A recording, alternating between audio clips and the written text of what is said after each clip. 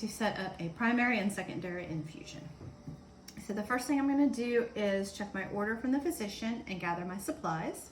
My primary bag, my primary tubing, my secondary bag, my secondary tubing, my flesh syringe, my gloves, my alcohol wipes, and my patient.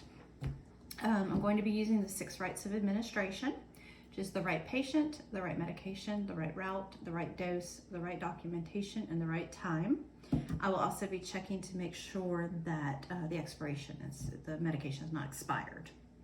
I'll also be using the 3 checks of medication. I'll be checking the order as I'm pulling the medication to make sure that it's correct. I'll also check it again as I'm preparing it, and I'll check it for a 3rd time before giving it to the patient at bedside. Most time we would be using a pump for this, but since we don't have one of those today, we're going to be manually calculating our drip rate. And to do that, we're going to take our volume, which is 1,200 milliliters. We're going to divide that by our time, which is 6 hours or 360 minutes.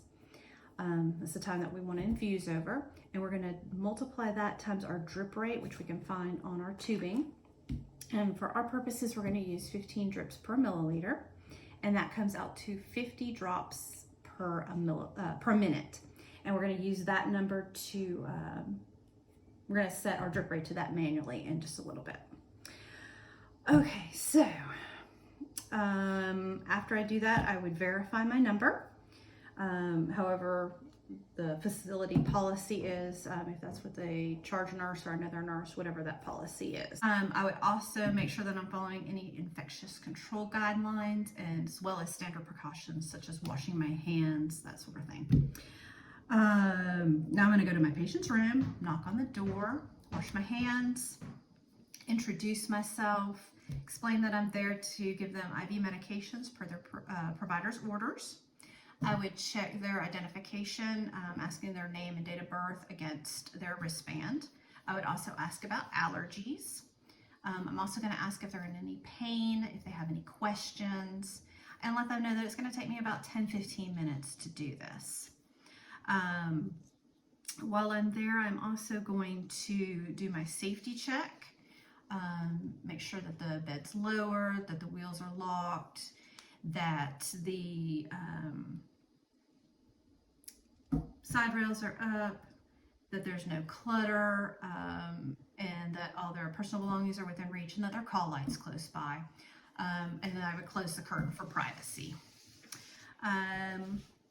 So I've done my checks. There's no questions. I'm going to get my stuff ready. If I had a pump, I would get that plugged in, put the pole on it if it wasn't already attached. Okay, so now I'm ready to get my primary solution ready. At this point, I would do my 2nd check against the MAR, make sure that my medication is the correct one, and it is. Make sure that it has any additives if they were supposed to be added. I'm going to check my solution, make sure that it's not cloudy, that the color is correct. I'm going to make sure that there's no particulates in it. In this case, we're good. I would have a sticker that would go on the back of it right here. It would have my initials, the date and time that I began the infusion, when it should stop, and the infusion rate. So we're good with that. And now I'm going to get my tubing out. First thing I'm going to do is check and make sure that there's no kinks in it, that everything looks correct, and it does. So I'm going to uncoil it. Okay, now that I've got my tubing untangled, I've got made sure that my roller clamp is clamped. I would add a label up here next to the drip chamber with the date, time, and my initials as well. So I'm going to set this right here back in the bag for a minute. I'm going to wash my hands, and now I'm going to get ready to spike this. If I was using a glass bottle, I would take an alcohol wipe and I would wipe the rubber stopper before I did this as well. Okay, so my hands are nice and clean. I'm going to get these and this. So I'm going to pull this stopper off.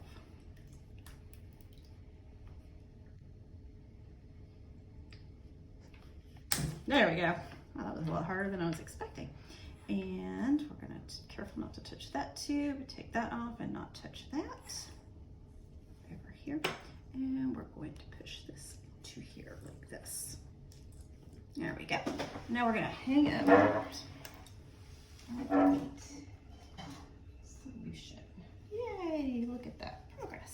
so I've got my IV hanging. I'm gonna make sure that my roller clamp is still in the clamped position.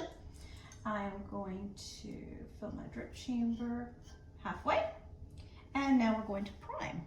So to do that, I'm going to take this little, loosen this little cap just a little bit from my cup, and this gets all the air out of the line, and there we go. There we go. Just a second, now those air bubbles coming down.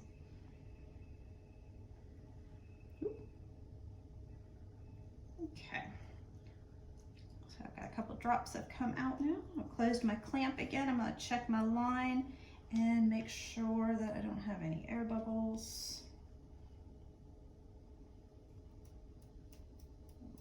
There.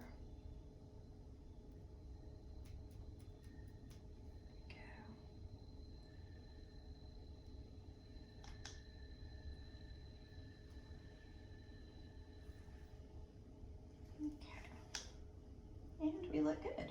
Excellent. So I'm going to hang this here.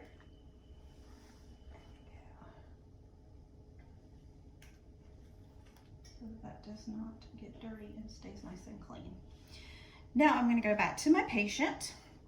If I had a pump though, I would thread this through the machine as the instructions say to, and I would add the infusion volume and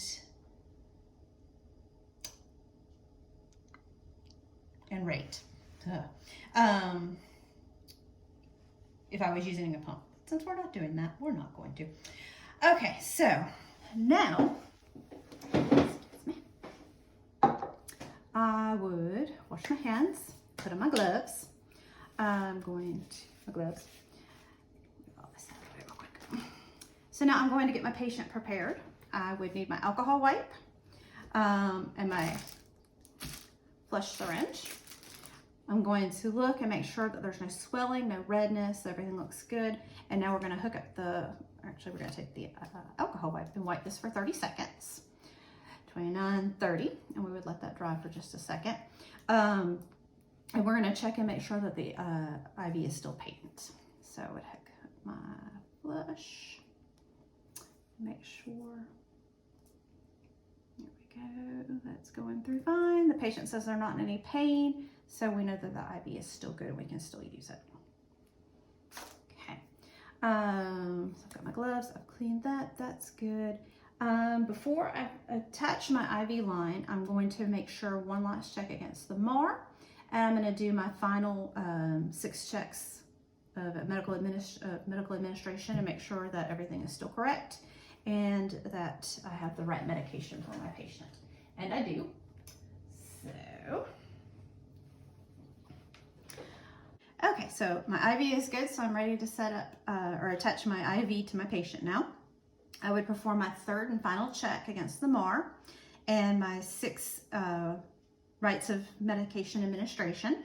So everything's correct. I've checked, double checked, and triple checked. Now I'm going to hook up my IV to my patient. So I'm going to remove this cap back down to here. And that slides there, and I'm going to thread that on there. There we go. Now if I was using a machine or a pump, I'm sorry, I would turn it on, press start, and make sure that all of my alarms are turned on. For my patient though, I would unclamp this and set it so that I have my correct drip rate. And at this point, I'm going to stop the video, and that's what I'm going to do. And when I come back, I will show you my drip rate set at 50 drips per minute.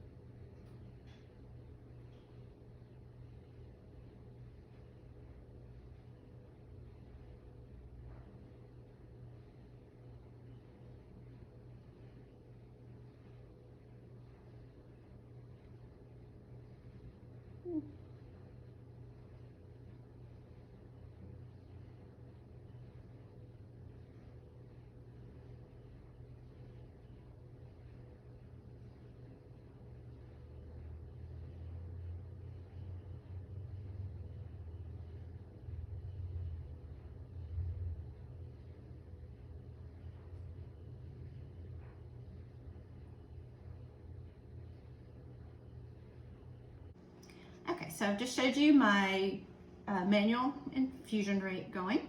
So now I'm ready to get started on my secondary infusion rate.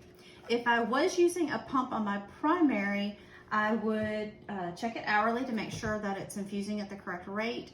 And at the end of my shift, I would clear it out and record that volume in the eyes and O's for that patient.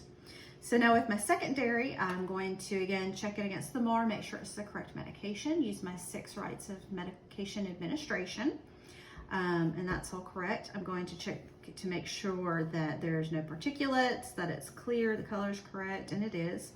I also want to check and make sure that this medication is okay to use with my primary infusion solution, and it is as well. So now I'm going to get my secondary tubing open, and I have my hook if I need it. And I'll look at my tubing, make sure that there's no kinks. I'm going to make sure that my clamp is locked, and it is. If I do still have my gloves on. If I didn't, I would want to wash my hands and put on gloves. Good. So now I would also be putting a label on the back of this that has my initials, the date and time to start, the date and time to end, and the infusion rate. And I would put a label on this tubing as well with the start date and time and my initials. So now I'm going to spike this. I want to open this and not touch that because it's sterile. I want to open that, not touch it because it's sterile as well. And I'm going to push this in to spike it. Okay. So now I'm going to hang this. I'm going to double check, make sure that this is clamped all the way. And on our secondary infusion.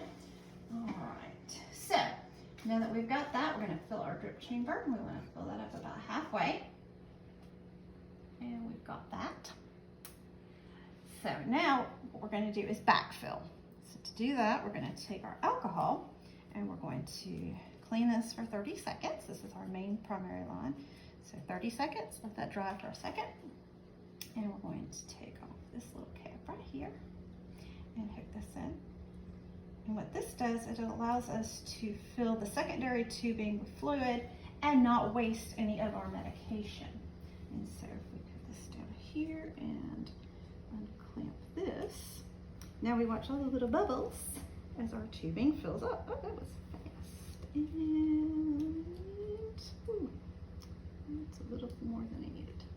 Okay, so now that we're good there, we want to hang our secondary higher than our primary because it is going to pull from whichever one is up highest. So now we're set up there. If I were using a pump, I would also thread my secondary tubing through it just like I did my primary. I would set my infusion rate with the volume and the rate as well, just like I did with the primary. I would check it hourly and I would record the volume at the end of the shift in the I's and O's. So at this point, I've got my primary infusion stopped. I would check and make sure against my MAR one more time that this is the correct medication before I turn on everything to the patient, and it is, so we're good. I would check my 6 rights of administration as well. If I were using a pump, I would press the start button, make sure all my alarms are audible. But since I'm not using that, I'm going to go ahead, turn back on my infusion here, and then I would turn this on as well to whatever my infusion rate was supposed to be. It's gonna stay.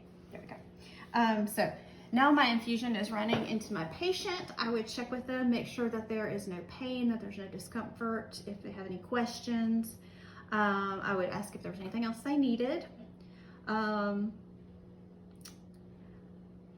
Since I'm done with that, I'm going to perform my safety check. That's all done and good. And the last thing I have left to do is to record this or to document it in their record. And I'm going to document my initials, the date and time, my solution, the type and size of the catheter, the location, the patient's response, and any teaching that I did. And that's it. Thank you.